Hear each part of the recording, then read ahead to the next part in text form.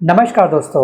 हरियाणा विधानसभा चुनाव में जी हाँ, इन दिनों जो 36 बिरादरी शब्द है ये काफ़ी चर्चा में बना हुआ है। एक तरफ जो सत्ताधारी दल है, जी हाँ, जो सत्ता में काबिज है, मतलब कि बीजेपी, वो 36 बिरादरी की दुहाई दे रही है अपनी हर एक चुनावी रैली के अंदर।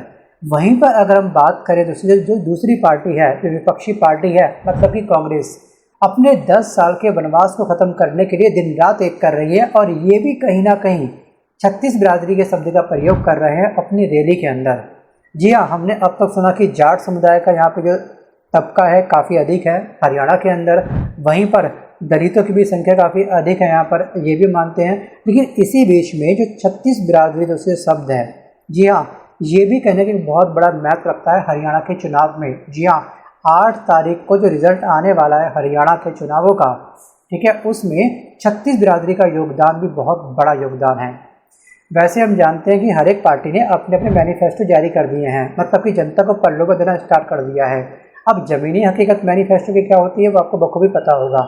वीडियो को पॉज करके आप अपने लास्ट 5 साल पहले जो इन्होंने वादे किए थे अपने मैनिफेस्टो में, उसको ध्यान में रखते हुए उसकी ज़मीनी हकीकत कितनी तब्दील हो पाई, जी हाँ, उसके आधार पर आप चाहो तो मुझको कमेंट कर सकते हो। जी हाँ, इसके अलावा दोस्तों जो भी सरकार आती है, चाहे बीजेपी आए हरियाणा के अंदर या फिर दोस्तों कांग्रेस आए, बस उनसे मेरी रिक्वेस्ट ये है कि जो रिपोर्ट कार्ड अब तक बनके तैयार हुआ है बीजेपी का, ये रिपोर्ट कार्ड अगले 5 साल बाद पूरी तरह से धराशायी होना चाहिए। ये मेरी केवल रिक्वेस्ट है इन सबसे। वैसे दोस्तों इस बार जो है बीजेपी की हवा काफ़ी मतलब करके जो भी काफ़ी शांत हो चुकी है हरियाणा में। इस बार हरियाणा की जनता को परिवर्तन चाहिए, मतलब कि नई सरकार चाहिए, और सबके रुझान आ रहे हैं इस समय कांग्रेस को लेकर के। जी हाँ, जो ओपिनियन पोल तैयार हो रहे हैं, या फिर अगर आप यूट्यूब पर, जी हाँ, हरियाणा की जनता का वीडियो वॉच करोगे कि वो चाहती क्या है, सबका विचार, सबका कथन केवल एक ही है, परिवर्तन परिवर्तन परिवर्तन। सो गाइस, हरियाणा विधानसभा चुनाव प्रचार के जरिए सियासी एजेंडा सेट कर चुके हैं मैनिफेस्टो के माध्यम से, और बीजेपी सत्ता की हैट्रिक लगाने का दाव चल रही है, अलग अलग जुमले दे करके, अलग अलग वादे कर करके। तो कांग्रेस अपने 10 साल के वनवास को खत्म करने के लिए काफ़ी बेताब है, और पूर्व मुख्यमंत्री भूपेंद्र सिंह हुड्डा हर एक रैली में बस यही कह रहे हैं कि कांग्रेस को 36 बिरादरियों का समर्थन मिल रहा है। आप रैली के वीडियो इनके उठा के देखिएगा, और बीजेपी नेता भी 36 बिरादरियों के हितों की दुहाई दे रहे हैं। इतना ही नहीं, गांव की सामाजिक पंचायत और जितनी भी खाप हैं, खाप की बैठकों में 36 बिरादरी का जिक्र आपने जरूर सुना होगा। सो फ्रेंड, हरियाणा में जो कास्ट पॉलिटिक्स है, इस कास्ट पॉलिटिक्स के अंतर्गत जितने भी राजनीतिक दल अपनी चुनाव रैली करते हैं उसमें वो लोग जाट वर्सेस गैर जाट का दावा करते हैं। यही दाव वो हर बार खेलते हैं। लेकिन बात जब 36 बिरादरियों के हितों की आती है तो उसकी बात भी काफ़ी जोरों शोरों में करते हैं। अब कांग्रेस ने दोस्तों सबसे ज़्यादा 35 जाट उम्मीदवार उतारे हैं, मतलब कि 90 सीटों में से 35 सीटें दी है जाटों को, जाट कैंडिडेटों को। वहीं पर बीजेपी ने सबसे ज़्यादा ओबीसी को टिकट दिया है, और ये संख्या आपकी है 24, जी हाँ 24। मैं इस रिकॉर्ड को चेक करूँगा पक्का, जी हाँ 24। और इस तरह बीजेपी और कांग्रेस दोनों ने उम्मीदवारों का सिलेक्शन सीट के सियासी मिजाज जो है उसके लिहाज से किया है। उसके लिहाज से सभी कैंडिडेट को, ठीक है, हरियाणा के कुरुक्षेत्र में उतारा है।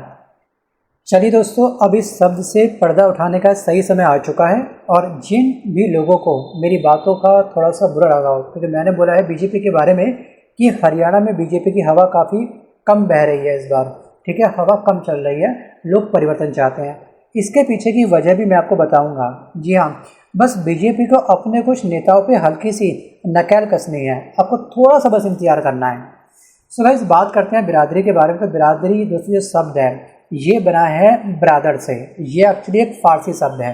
अगर हम इसको सही उच्चारण करें, ठीक है, इसको हम ध्यान से अगर हम सुने तो हम पाएंगे कि इसके अंदर निहित है ब्रदर।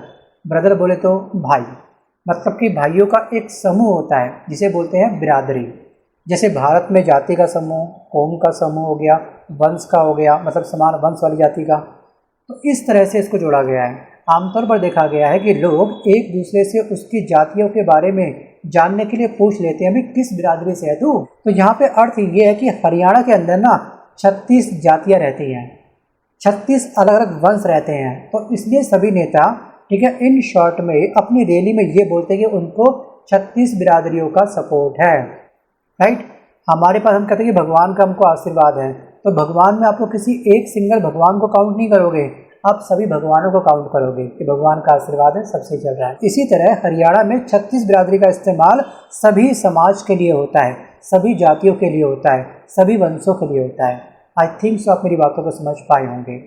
दोस्तों, हरियाणा में सबसे बड़ी संख्या में जाट समुदाय के लोग रहते हैं जो सामान्य वर्ग में आते हैं, जबकि यूपी हो गया और राजस्थान हो गया, इन जैसे राज्य में ओबीसी भी हैं। जाट जाति की आबादी भी काफ़ी ज़्यादा है यहाँ पर, और आबादी करीब हरियाणा में माने तो कम से कम 25 से 27% है इन सबके, और इसके बाद 21% दलित समुदाय के लोग आते हैं, राइट, जिसमें आपके वाल्मीकि हो गए, रविदासी हो गए, अलग अलग उपजातियों में ये पूरा का पूरा हरियाणा बटा हुआ है। और ओबीसी की जो आबादी है वो 30 से लेकर के 32% के आसपास है, जिसमें आपके गुज्जर हो गए, यादव हो गए, सैनी हो गए, प्रजापति हो गए, कंबोज हो गए, कंबोज के अलावा सब कुमार हो गए, सुनार हो गए, ठीक है, लोहार हो गए, इन सहित करीब 32 उपजातियाँ पूरे हरियाणा के अंदर वास करती हैं। ये हमको ध्यान रखना है। और इसके अलावा मुस्लिम समुदाय भी अलग अलग जातियों में यहाँ पर बटा हुआ है। तो इसलिए दोस्तों, सबका साथ सबका विकास इनको करके चलना पड़ता है। अगर किसी भी चुनाव को जीतते हैं तो आप किसी विशेष जाति को नज़रअंदाज बिल्कुल भी नहीं कर सकते हैं, और आप पार्शियलिटी बिल्कुल भी नहीं कर सकते हैं। अब बात करते हैं दोस्तों कि आखिरकार बीजेपी की, जी हाँ, यहाँ पर हरियाणा के अंदर ये चुनाव नाक का सवाल क्यों बना हुआ है। एक्चुअली यहाँ पे ना जो बीजेपी के नेता हैं वो इन्हीं की लंका ढाने में लगे हुए हैं। जैसे आपको पता होगा, शिवसेना के जो एमएलए हैं संजय गायकवाड़, जिन्होंने साफ साफ राहुल के अगेंस्ट एक स्पीच दी थी कि जो राहुल गांधी की जुबान मतलब कि जीभ इनको काट के ला के देगा वो उसे 11 लाख रुपए का इनाम देंगे। उससे पहले, जी हाँ, 8-10 दिन पहले तरविंदर सिंह ने एक बयान दिया था, जो बीजेपी के एक बहुत बड़े नेता भी हैं और पूर्व विधायक भी रह चुके हैं, और इन्होंने ये कहा था कि राहुल गांधी बाज आएगा वरना तेरा हाल तेरे दादी के समान होगा। भाई, बीजेपी के इतने फेमस फेस हो आप लोग और आप ऐसी बातें कर रहे हो। और रही सही कसर कल 2 पर्सनैलिटी ने पूरी कर दी, नायब सिंह सैनी ने। इनका क्या ट्वीट था उसको अच्छे से देखिएगा, ठीक है। जिनके पैरों में मतलब कि नाल लगी हो, उनसे लोहे का स्वाद नहीं पूछते, इन्होंने कुछ ऐसा कमेंट किया है कल। और किसके लिए किया है? भूपेंद्र हुड्डा के लिए, जिनके पास अपना खुद का एक्सपीरियंस, राजनीति एक्सपीरियंस बहुत ज़्यादा है। कम से कम आप एक एज का लिहाज, उनके एक्सपीरियंस का लिहाज तो आप लोग कर ही सकते थे। रही सही कसर, जी हाँ, यहाँ पे पूरी करती है कंगना। जी हाँ, कंगना का जो ऊपरी अंगना है बिल्कुल खाली है। ये बिना सोचे समझे कुछ भी बोल देती है। जी हाँ, ये है हिमाचल प्रदेश की मंडी की सांसद। अब आखिरकार दोस्तों, बीजेपी के नेताओं ने इनमें ऐसा क्या खास देखा कि भैया इनको टिकट दे दिया, और मंडी की जनता ने आखिरकार क्या देखा कि इनको जिता भी दिया? ये एक बहुत बड़ा सवाल है।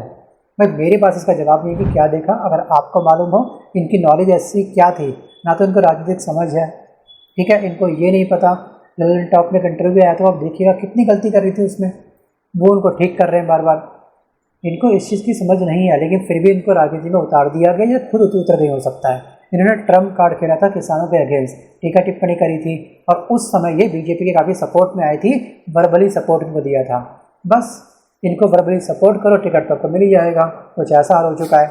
अभी आपने देखा होगा, बबीता फोगाट को टिकट नहीं दिया गया। टिकट किसको दिया गया? सुनील साधवान को। क्यों दिया गया पता नहीं, क्योंकि वो एक ऐसी पर्सनैलिटी है जिसने राम रहीम को, जी हाँ, पैरोल पे कई बार बाहर रिहा किया है। जी हाँ, कह सकते हैं कि राम रहीम का वो जबरा फैन है वो, क्योंकि वो जिस जेल में बंद था उस जेल के क्या थे, पुलिस अधिकारी थे। बस इनके हाथ में की थी, भैया जब मर्जी खोल दिया, जब मर्जी बाहर भेजा राम रहीम को लंबे लंबे दिनों के लिए। एक्चुअली राम रहीम जेल में कम, बाहर रहते हैं ज़्यादा।